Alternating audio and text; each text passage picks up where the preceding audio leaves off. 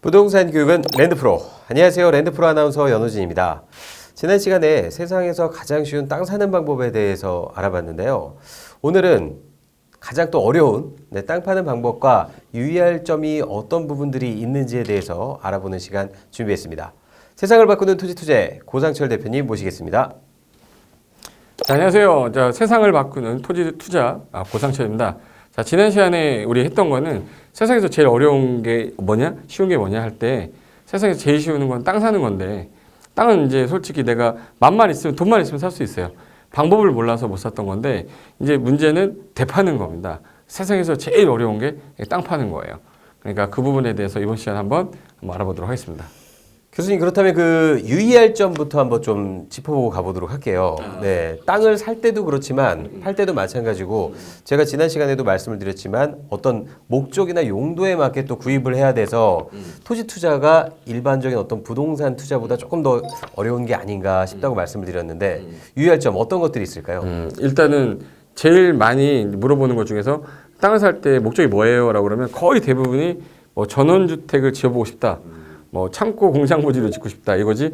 땅을 사는 목적은 거의 대부분 거의 다 뭔가 건축행위를 하려고 하는 목적이 제일 강하고, 그럼 건축을 하려면은 내가 살려는 그 땅이 건축이 돼야 되고 내가 지을 수 있는 건물의 규모가 나와야 되는데, 그런 거 없이 일단 싸니까 땅 샀다가 허가가 안 난다는 등 났는데 문제가 생기는 게 규모가 안 맞아요. 나는 전원주택 좋은 걸 원했는데 땅콩주택이 됐어. 그럼 전원주택이 아니거든. 그래서 그런 부분이 이제 목적이 딱 정해지면, 그러면 얘는 전원주택이다 그러면 임야냐 농지냐 선택을 해야 돼요. 예를 들어서 전원주택을 하나 갖고 싶다. 그러면 일단 난 지목일 어떤 땅을 사야 되냐 그부터 결정해야 되는데, 뭘 것 같아? 이제 이게 전원주택이다. 우리나라에 지목이 28개가 있거든요. 전도 있고 답도 있고 전, 임야 이런 거 되게 많거든요. 그걸 설명해 드릴게요. 네. 자, 일단 대한민국 땅이 너무 많아. 내가 다음 지도 들어가서 한번 보여드릴게요. 자, 여기는 이제 우리가 일반적으로 도심지에서는 제가 하나 설명드릴게요. 이 교대거든요, 여기. 이 교대 여기 평당 가격이 얼마일 것 같으세요, 이거? 이거 얼마냐? 제가 한번 간단하게 보여드릴게요. 교대면은? 자, 이게 교대거든요. 교대 앞인데 요 빨간 색깔이 상업적이야. 평당 5천원 넘어버립니다. 나 3천만 원 있는데 이거 한 평도 못 사는 거야. 그러니까 일단 도심지 내에서는 이게 내가 포기를 해야 되나? 근데 혹시라도 좀 쌀 땅이 있을까 한번 찾아보겠습니다. 그럼 이제 제 카페에서 우리 밸류맵 사이트 한번 들어볼게요. 디스코드도 괜찮고 밸류맵도 괜찮은데 토지 가격 보려고 왔으니까. 교수님, 이거는 진짜 조금 약간 웃자고 하는 얘기기도 하면서 사실 조금 궁금한 부분이기도 한데, 한 평만도 살 수가 있나요? 그게 한 평이 소유권이 필지로 분할이 돼 있으면 살 수 있어요. 만약에 이 땅 전체 중에 한 평의 지분을 살 수는 있어. 근데 매매에 그 단일 분할이 되는 거는 안 돼 있기 때문에 그건 못 사. 한 평만 사고 싶으면은 만약에 이만한 땅 중에 요 한 평만 딱 사겠다 그러면 되게 좋은데, 이 분할이 안 돼 있기 때문에 못 사니까 지분으로 한 평을 살 수는 있어요. 지분을 갖게 되는 거군요. 이 땅에 행사하는 권리 중에 나는 한 평을 갖고 있다. 그러니까 지분을 갖고 투자할 수는 있는데 권리 행사가 쉽지 않으니까 사람들이 안 좋아하는 건데, 평당 가격 한번 봐볼게요. 여기 아까 교대인데, 얘 같은 경우는 제가 이거를 단가로 평당가로 바꿔서 해볼게요. 평당 8,600만 원입니다. 평당 8,600, 3,100, 3,100 나왔어. 단독주택 있는 거. 평당가입니다. 평당가. 평당 3,100. 3,100만 원. 100만 원이 더 있어야 한 평을 살 수 있겠네요. 그럼 이제 내가 여기서 요 땅 전체 중에 한 평에 3,100만 원이야. 그러니까 도심지 내에서 땅 사기는 쉽지 않은 거고, 그러니까 어쩔 수 없이 우리는 어디로 가냐면 시외곽으로 가는 거죠. 시외곽으로. 자, 여기가 이제 예를 들어서 의왕이다, 금정역이다. 그럼 이 근처 주변에는 녹지가 많은데, 자 보시면 여기 주거 지역이라고 되어 있는 것들은 비싸요.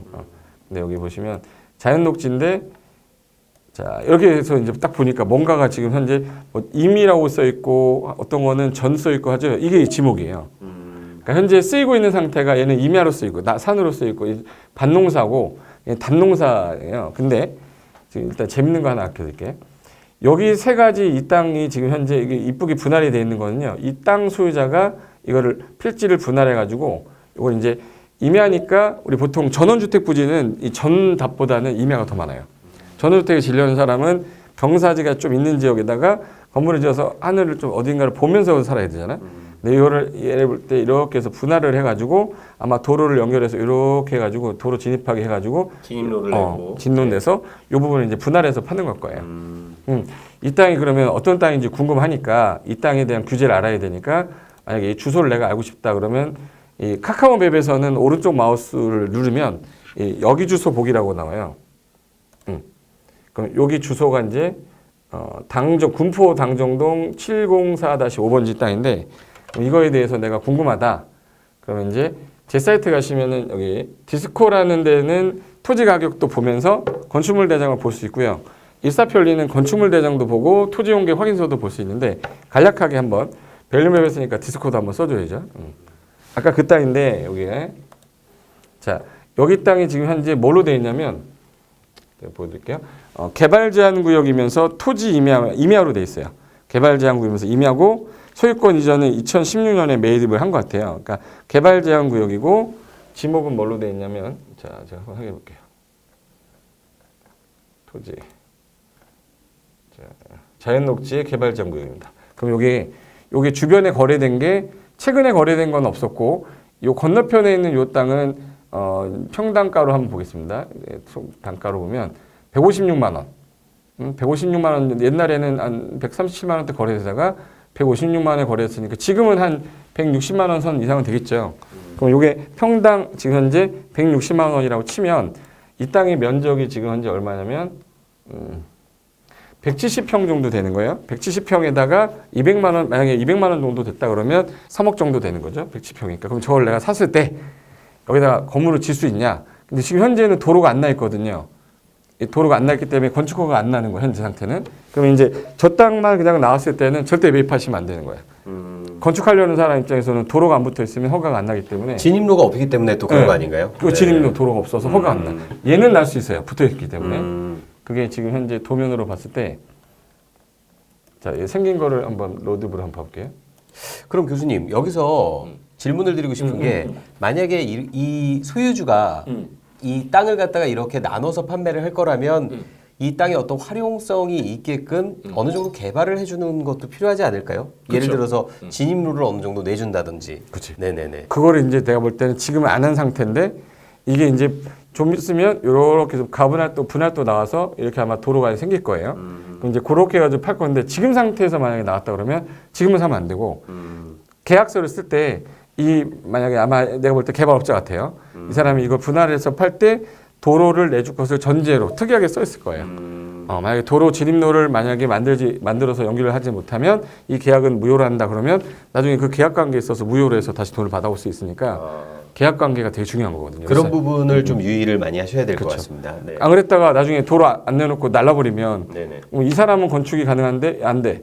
그럼 이 사람 입장에서 진입로를 내달라고 토지 사용 승낙을 받으러 가야 되고 안 내주면 나는 영원히 맹지로 그렇죠. 써야 되는 상황이 되니까 어떻게 생겼는지 한번 궁금하니까 한번 봐볼까요? 이 땅입니다. 여기 요 통로 위쪽으로 들어가는 건데 제가 볼 때는 이 담벼락을 철거해가지고 내려가지고 도로 점용 허가 받은 후에 이쪽을 이제 분할을 해야 될 거예요. 그래서 이제 분할해서 진입로 넣고 분할해서 매도해야 되는데 지금 상태는 그걸 아직 안 해놓은 상태인데 이게 19년 7월 달이니까 그리고 땅을 볼 때는 얘는 지금 현재 바로 건축 가능하겠죠. 네네. 그래서 진입로만 여기 살짝 넣어서 진입로 넣어서 건물 지어도 되는데 얘는 옛날에는 어떻는지 궁금하면 여기서 비교를 한번 해서 보겠습니다. 옛날에 비닐하우스였네. 비닐하우스였는데 밀어버렸네요. 밀어버리고 지금 현재는 이 상태로 만들어 놓고 매각하려고 내놓은 것 같아요. 근데 개발제한구역이다 보니까 여기 건축하려면 개발제한구역은 5년 이상 거주를 해야 되고 또 지목이 되었던 사람만 허가가 나기 때문에 개발제한구역 땅 살 때는 되게 유의하셔야 됩니다. 그러니까 일단 법률적인 규제가 되어 있는 것들은 항상 이게 건축이 가능한지 안 한지를 확인하고 가셔야 되는데 만약에 이게 개발제한구역 아니었다? 그럼 사도 돼요. 그럼 사서 내가 매입을 했다 이 땅을 내가 볼까요? 그럼 이 옆에 있는 건축물들은 어떻게 진 거고 얘네들은 음식점 어떻게 한 거냐? 얘는 개발제한구역이었기 때문에 아마 개발제한구역 지정 당시에 지목이 되었을 거고요. 그리고 이 땅 소유자가 이 개발 제한 구역에서 5년 이상 거주한 사람하고 나요. 그래서 저 사람은 그런 사람이었기 때문에 근데 거의 대부분 서울 사람들이 사서 이 사람 명의로 지어놓고 월급은 다 이제 서울에서 다 가져가는 거지. 그런 형태로 많이 하더라고요. 이거는 제가 했다라는 게 아닙니다. 그래서 요거에 대한 정보를 일단 끄집어내야 되니까 이 땅이 지금 현재 사는 목적이 나랑 맞아야 되는데 안 맞으면 당연히 이렇게 해서 싹 뭐 해야 돼요? 버려야지. 네. 이런 부분들을 토지 구입하시기 전에 면밀히 살펴보고 잘 따져보셔야 할 부분인 것 같습니다. 자, 그리고 이제 일단은 첫 번째 거만 유의할 거는 내가 취득하는 가격이 맞았다 하더라도 내가 하는 행위가 안 되면 이건 버려야 되는 거가 맞는 거고요.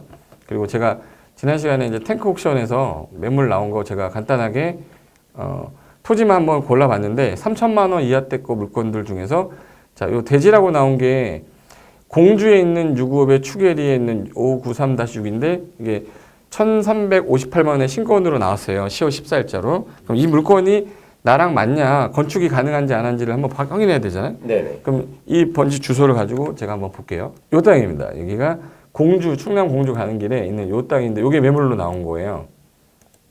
그러니까 요게 나온 건데 요 물건이 지금 현재 얼마에 나온 거냐면 1,358만 원에 지금 현재 신권으로 나왔는데 이 물건 딱 보니까 제가 볼 때는 이 단독도 오래된 거 있죠. 네네. 건축비는 거의 없다고 보시고 나대지로 보셔야 돼요. 그럼 이걸 철거하고 내가 건물을 지을 수는 있어. 왜? 기존에 건축 허가가 났으니까. 그럼 내가 이 땅에 대한 정보를 알기 위해서는 아까 전에 말했듯이 요 주소로 들어가서 자, 강원 충청남도 공주 6읍의 추계리 일반 593-6인데 요 건물이 요 땅인데 42평 대지에 보존관리적으로 되어 있는 땅이에요. 근데 현재 다른 제한은 없고요. 공장 설립 제한이고 보존 영향 검토 대상 의무 없고요. 하천구역이고 건축하는 데는 전혀 상관없는 땅입니다. 그래서 이게 보존관리 지역이 건폐율이 20% 나오기 때문에 이게 20%밖에 안 나오기 때문에 아까 42평 중에 한 8평, 10평 정도 되는 건물 정도 짓겠다. 10평 정도 되는 건물. 아까 그래서 이 건물이 되게 작았던 거예요. 카카오맵 봤을 때. 네. 요 집인데 이 전체 땅 중에 여기가 한 10평 정도 되는 건물 전원 거였었어요. 그래서 요 건물을 만약에 치우고 내가 여기다가 10평 정도 되는 예를 들어서 여기 사람들이 많이 놀러 다니는 곳이다 보니까 커피숍을 하겠다. 근린생활시설 같은 걸 내가 넣겠다. 뭐 휴게음료 같은 걸 짓겠다. 그 목적에 맞으면 매입을 해도 된다. 근데 안 맞았어. 그럼 사면 안 되는 거지. 이 건물을 지었을 때 수익률 얼마냐. 그 정도 관련된 거는 지금 아주 세부적인 거라서 못하고 일단 목적에 맞으면 요거를 하려는 사람한테 매각을 할 수가 있단 말이에요. 그래서 이 땅이 나중에 누군가가 살 수 있는 물건, 뒤에 누군가가 살 수 있는 물건이라면 매입을 해도 돼요. 근데 애초에 이걸 알고 샀어야 되는데 싸니까 이게 얼마야? 가격이 얼마로 나왔냐면 1,358만 원에 내가 조그만 10평짜리 집을 지을 수 있는 땅이 나왔어. 그것도 공주에 나 사겠다. 그럼 내 목적에 맞으면 사는데 대팔 목적이다 그러면 이걸 다른 사람들이 살 수 있을까라는 걸 염두에 두고 그렇죠. 생각을 많이 해두고 난 다음에 이제 파는 게 가장 중요한 거라 사기 전에 팔 것 꼭 생각하셔야 됩니다. 뭐 어떤 책에도 다 써 있는 내용이지만 저는 실제 경험을 해봤으니까. 그렇다면 그 땅을 사는 게 제일 쉬운 일만은 아니겠군요. 나중에는 이제 결론은 그래서 잘 팔 수 있는 땅이면 정말 이게 땅을 사는 게 쉬운 건데 팔 수 없는 땅이면 절대 못 사서는 안 되는 거니까 제일 어려운 게 땅 사는 거예요. 네, 여러분 잘 들으셨죠? 땅을 사고 파는 데 있어서 용도나 목적 그리고 특약사항 등을 잘 꼼꼼히 또 살펴보셔야 파는 데 있어서도 낭패를 보지 않는 토지 투자를 할 수가 있다는 점 꼭 유의하시기 바라겠습니다. 그리고 혹시 제안할 거 있는데 혹시 강의를 좀 보시다가 댓글로 뭐 이제 토지 사는데 난 이런 문제점이 있었는데 어떻게 하면 될까요? 이런 댓글을 좀 써주시면 그 댓글에 우리가 이제 답변을 제가 나중에 해드릴 테니까 이 강의 이후에 혹시라도 그 리플 달아주시면 댓글 달아주시면 보고 제가 답변을 드릴 수 있게 시간을 갖도록 할 테니까 댓글 좀 많이 달아주시기 바랍니다. 네, 배우고 투자하면 실패하지 않습니다. 저희는 다음 시간에 또 다른 유익한 콘텐츠로 여러분 찾아뵙도록 하겠습니다. 시청해주신 여러분 감사합니다.